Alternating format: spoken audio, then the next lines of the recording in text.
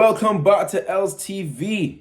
And Manchester United are playing Aston Villa this weekend. If you guys like the video, please leave a like on the video. Please subscribe. We're trying to hit 400 subscribers. I would love if we could do that. I appreciate the support so far. We're doing pretty well. But yeah, we play this weekend. We're finally back after God knows how long. And yeah, let's get into the video, man. So as I said, Manchester United play Aston Villa. We're playing on a Sunday. Finally, we're not playing as the only game because they seem to want to fixture us as the only game all the time, even though we're playing one game a week. I swear when Arsenal had this, it wasn't like this, but they just want everyone to see us fail, basically. But we're not failing. It's a home game this weekend against Aston Villa, so it's looking like we should win this game. You know, Villa just played yesterday against Lille. They won tightly again 1-0 against Lille. And they're going to be coming into this game with a bit of momentum, a bit of rhythm, but they might not focus on the league as much right now as they need to just get through the Europa League because their next leg is next week. So essentially a bit of rotation from Villa. I don't think they're going to go with their full strength. They can't start Sancho, who's been starting a lot recently. Not really been getting the GA, but he's been playing well for them. They probably won't start Watkins. I mean, I don't think Watkins really right now is a threat. I'll be honest. I don't think Watkins has been that great this season. I mean, he scored the winner against Lille yesterday, but he missed a lot of chances, man. Aston Villa should have put that game to bed. I could be honest. But famous last words, watch him go and score 2 goals versus us now and we lose the game. But but yeah, on the basis of that, we should at least get a result in this game. You know, we haven't played for 2 freaking weeks or however long it is. The players can't be tired. You know, you got to come out of this game. We can't start the game poorly because what we've seen in recent weeks is that we're starting games poorly and we're just continuing that throughout majority of the game and we're not playing too great. There's not enough. No, I wouldn't say not enough fight because we are fighting. We're still defensively good. We're not conceding a bunch of goals and conceding a bunch of chances, but there's not enough quality in the attacking areas from the players that should have the quality in the attacking areas, is the best way to put it. But it's not time to panic. You know, yes, we would all like to play great every single game, bop every single team. But again, I always say in my videos, we know the imperfections of the team. We know what we need, what the holes we have in the team, and where we need to be filling those holes. We know we don't got a midfielder. We know we don't have the left winger. We know we probably need, you know, better defender, better fullbacks maybe, right? We know that. But what we have right now, we're going to be inconsistent in terms of style of play. But what Carrick has brought us is consistency with results. And that's all we need right now. I don't know why Manchester United fans like to be angry. Like, I'm not trying to be toxic positive and just say, oh, we're going to be fine. Everything is great. We're playing amazing. Don't worry about it. Of course, we're not playing great right now. Of course, I want to play better. Of course, they should play better. I do want them to, right?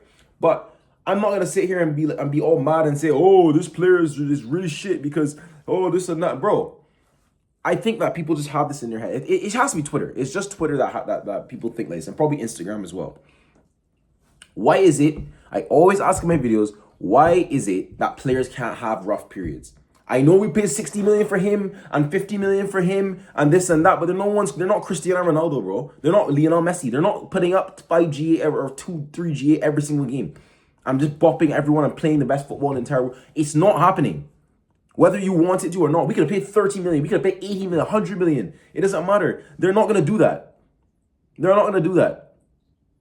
So players like Mbeumo that people all of a sudden are just saying is shit now and you know, we just start Ahmad every single game. But literally 2 weeks ago, you were saying we need to drop Ahmad because he plays playing poorly. So what is it now? Right? Ahmad came off the bench and had a little bit of pace in the game, and now all of a sudden he's the best thing since I love Ahmad, by the way. I think he's quality. But we shouldn't just be hounding out Mbeumo because he's playing poorly right now and then say, oh, bring in Ahmad. He's the best player. We need to keep him in the position. We just start Ahmad every single game. No, we can't have Mbeumo starting anymore because he's just not good enough in the game. No, Mbeumo is one of our best players. Let's have it right. He might not be the most technical player that's going to be dribbling past people, putting it through his legs, blah, blah, blah. But in the final third, he's one of the most effective players we have. He's probably one of the best finishers we have. Now, has he been showing that quality in the last few games? No, he hasn't. And that's what a lot of players, but Cunha as well. Cunha's another player that has to step up. I think Cunha needs to step up more than Mbeumo does. Cunha's doing the passion thing, you know what I'm saying? But he needs to get some numbers, you know? But I'm not saying that it's anything crazy that he's playing badly, right? I'm not gonna say Cunha's shit now because he's playing badly. I'm not gonna say Mbeumo's shit. I'm not gonna say Sesko shit because he didn't play well when he started. I'm not gonna start saying all of that stuff. When you start calling a player shit, they have to do this for a sustained period of time, and it has to be when they play well, it's not gonna be that good. But we know that when these players play well, it's actually good. We've seen it this season, a couple weeks ago. So this flip-flop opinion, oh, this player's shit, now they're good. They scored one goal, now they don't score their shit again. We need to stop this, man. We need to stop this. Goal means that they played well. Or if they don't score, it means they played shit. That's not how football is viewed. That's not how football should be viewed. Just because you didn't score doesn't mean you're shit. Just because you scored doesn't mean you're good. You know what I'm saying? Like, so let's have a balanced opinion about these things. Sorry to rant off, but back to the game. A few interesting things in terms of injuries. I mean, Mason Mount is back in training. I know it's not really a big miss, but to have Mason Mount in the squad instead of maybe Jack Morehouse or Fletcher to come off the bench, at least it's better than nothing, right? So Mason Mount is going to be back. Martinez and De Ligt still will not make this game. Now, in terms of De Ligt, I'm really, really concerned because what kind of injury is this? What kind of back injury is this where he needs to be out for this long? De Ligt has been out for at least 2.5 months now, right? And we don't have the cover for it, so it's not been a big of a deal or as big of a miss, right? Of course, I think De Ligt has been one of our best center backs this season. Some people may disagree, but what kind of injury is this, man?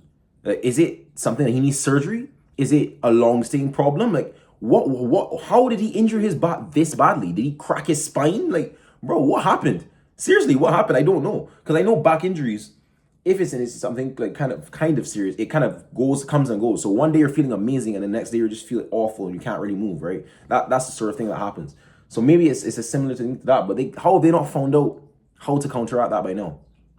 You know. But he does seem to be back on grass, so he hopefully should be back in April, I'd say. Maybe after the international break. They're probably going to give him that extra time just to really get over the injury and what's not.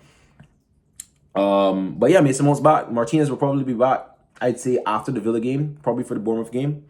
And yeah, that's really it in terms of injuries. I don't think we have any problems there. No two big misses. You know, there's no Cunha out or Mbeumo out or anything like that. So that's pretty good. And Mazraoui is also back as well. There was a little injury scare for him as well. But he's training all week as well. So we have no crazy injuries there. Michael Carrick did talk about a couple things. He talked about JJ Gabriel and how much of a talent he is, and he's too young to make a Premier League debut, which we all knew. But yeah, he's looking good in the under 18s and what's not. So it's someone that we have to really keep an eye on. We got to nurture him. We can't jump the gun and start saying that he needs to be in the first team and we need to start putting him in there. We don't want to put that pressure on him, right? He could end up being like a Lamine Yamal, but right now it's not the time for him to come in and just be that guy right now. We're not in a stable situation. When you bring in these kind of young players, it's when you're in a stable situation or you have to play them because you have no one else. That's basically what Yamal was, in a way. Because Barca had financial issues, so they had to bring in their La Masia products and what's not. You know, they brought through like Fermin to play more games. Did they sign Fermin? I'm not really sure. They brought in Lamine Yamal to play more games. Bernal is there now. Casado is playing now.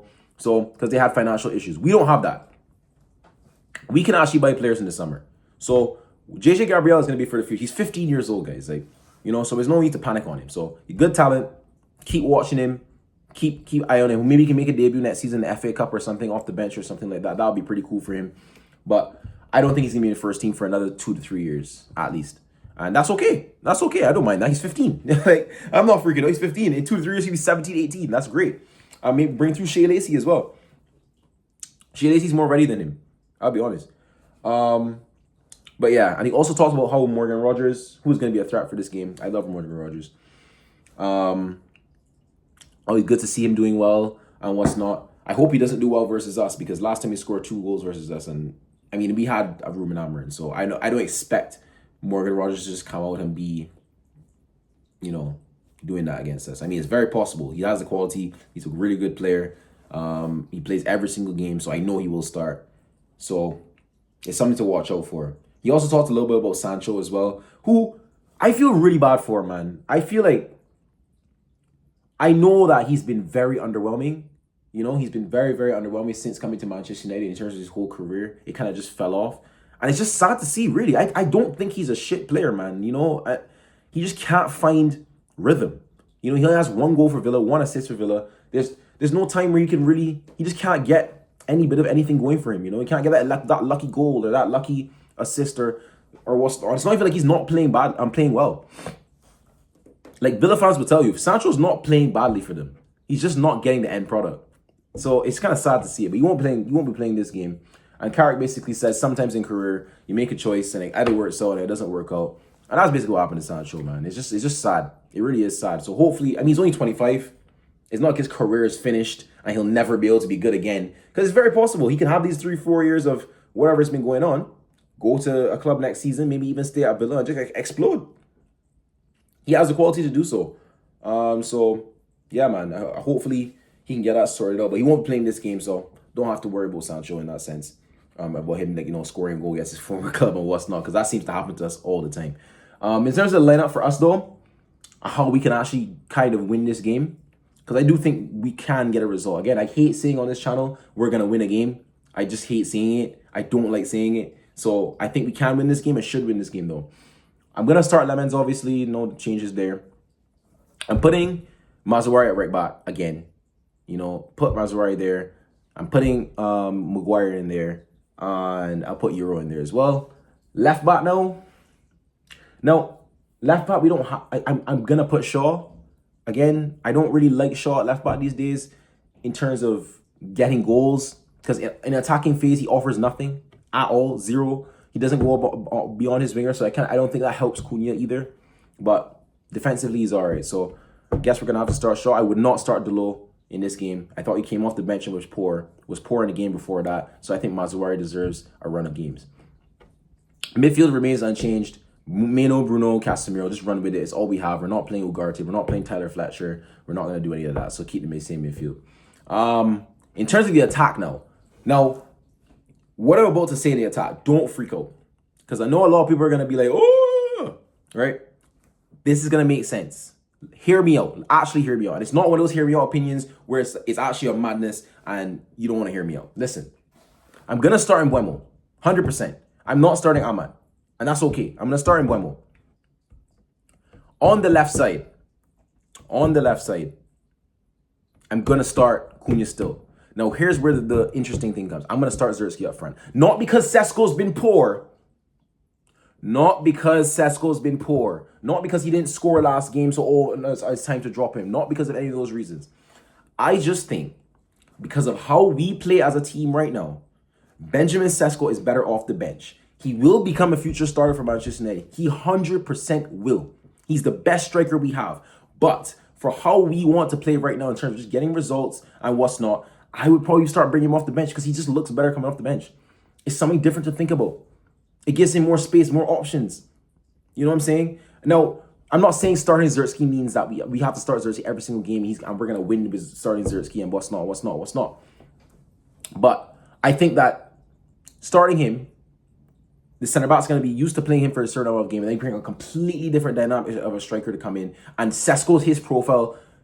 Centre backs are going to be scared, bro. They're going to be like, rah, like I just faced Zerski, he's dropping in and dragging me here and there by his movement. But now I'm bringing Sesko, going to drag me out here and over here. But he has robustness as well. He has that pace and power. So it's a different thing to think about. I just think in terms of how we play right now as a team, that might be a better inverted balance. Or we can just run the Mbeumo, Ahmad, and Cunha thing. I wouldn't even mind that. Of course, Sesko should start games here and there. And if Sesko starts, I'm not going to start saying, oh, this is the worst decision in Carrick. Why would you start that? I think Sesko deserves to start still, obviously. He scored goals in a couple of games. Just because he didn't score last game doesn't mean that she shouldn't start and what's not. I'm just saying my opinion on what I would do personally. But I do think Sesko will start. Even to go to a 4-4-2. Why not try a 4-4-2, you know? But it's weird with a 4-4-2, though, because then how does the midfield work? Who you're dropping? You can't drop Menu. You can't drop Bruno. I mean, you can drop Menu, to be honest. He's not been that great the last few games. You could do Bruno and Casemiro. But then that just leaves the midfield a little bit exposed because Bruno's not really going to be that second midfielder. He's going to kind of be up, so it's going to be Casemiro by himself. So maybe we can't do something like that. So, but yeah, my opinion, I'd start Zerski. I'd give him a game today against Villa. But Sesko's probably going to start. So yeah, that's why I do the lineup. And yeah, I think we can get a result, man. We can definitely get a result. And if we don't, it's not panic stations. If we lose this game, top four is not over. I know the general consensus will be, oh, we lost 2 games in a row. Oh my God, Carrick, how could you do this? We're playing so shit. We're not making top 4 anymore. We're not making top 4. I know that's what's going to happen. We're not making top 4 because we lost to Villa and Newcastle. Oh, it's done. It's done. Top 4's over. We're just not that good. We need to start selling players and getting rid of this player. That's what will happen if we lose the game. I guarantee you that's what will be said. And that is crazy. People just have, it's just doom and gloom after 1 loss. Even 2 losses is doom and gloom. Because we're so traumatized by Ruben Amorim, we're so traumatized by maybe even Ten Hag on his last season. We're so traumatized by these things that losing a game feels like it's the end of the world. But the reality is it's not. We're still 3 points to clear in top 4. We have that buffer. So if we lose this game, for example, in a worst case scenario, we're still in the top 4. We're not going to be in the top 4 anymore if we lose this game. I know Liverpool play Tottenham, so they're going to win their game. Chelsea play Newcastle. That's not a for sure win. Chelsea could draw that game. You know, even if we draw against Villa, drawing against Villa is not a bad thing, by the way. If we draw against Villa, we're still above Chelsea and Liverpool, even if they win their game. We're still in 3rd. It doesn't change our position. So from the main objective from this game should just be to at minimum, get a result. At minimum. So I don't want to see no fans angry if we draw the game.